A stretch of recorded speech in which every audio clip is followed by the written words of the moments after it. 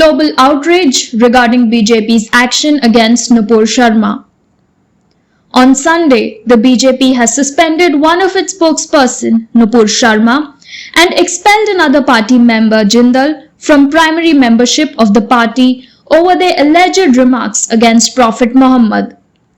The party's action has not gone well with the party cadres and their supporters. Many of the BJP and RSS ideologues fail to understand why the government let those who issued fatwa against Nupur Sharma be allowed to go scot-free. If this is not appeasement, then what else is the question being asked by many on social media platforms, especially the supporters of BJP and RSS. They also expressed their anger over both Modi and the RSS chief Mohan Bhagwat Singh's latest spelled out strategies. This new strategy has forced many of those followers of Sanatana Dharma to rethink over extending their support to the Saffron Party hereafter. One of them even threatened, BJP should not take Hindu votes for granted. If they do, then they are living in fool's paradise. Sabka Saath, Sabka Vishwas, Sabka Vikas and Sabka Prayas of Modi mantras may be appreciable. But if the minorities refuse to cooperate by putting in efforts, that is prayas to heal wounds, instead they keep sprinkling pepper by issuing fatwa, which is not just acceptable in the BJP supporters. Many on social media postings made it loud and clear. A social media activist even writes, responding to the reported threat of Arab world over blasphemous statements issued by the BJP activists. Quote, so they can speak any shit about our religion and we should be quiet. She, that is Nupur, quoted the verse from Quran and they keep on speaking nonsense against our gods and goddesses. Unquote. Apparently, Modi government buckled to the pressures of Qatar and Kuwait, which summoned Indian ambassadors of Nupur's alleged remarks and wanted to know what action the Indian government proposes to take. Obviously, a panicked Modi government has suspended Nupur Sharma and expelled Naveen Jindal from the primary membership of the party.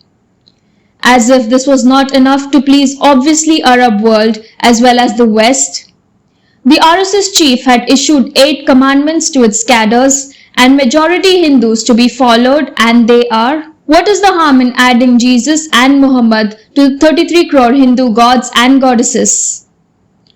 All religions, including Islam, lead to God. Islam is good, but Muslims are bad. If Muslims are told of their common ancestry, they will unite with Hindus. Congress used Muslims. Congress treats Muslims as vote banks. We will treat Muslims as human beings. Sufis are tolerant Muslims. Muslim leaders are responsible for the ghetto mentality of Muslims.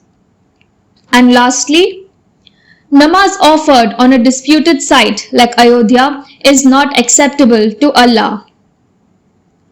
Well, many moderate Hindus find no fault with RSS and its new Hindutva or Sanatana Dharma narrative. But a considerable moderate Hindus find it shocking as the Sangh seems to be indulging in gatti politics and forgotten its fundamentals to provide justice to majority Hindus as a result of Mughal invasion as well as their destruction of Hindu temples and the colonial Britishers' efforts to bury the ancient culture and traditions.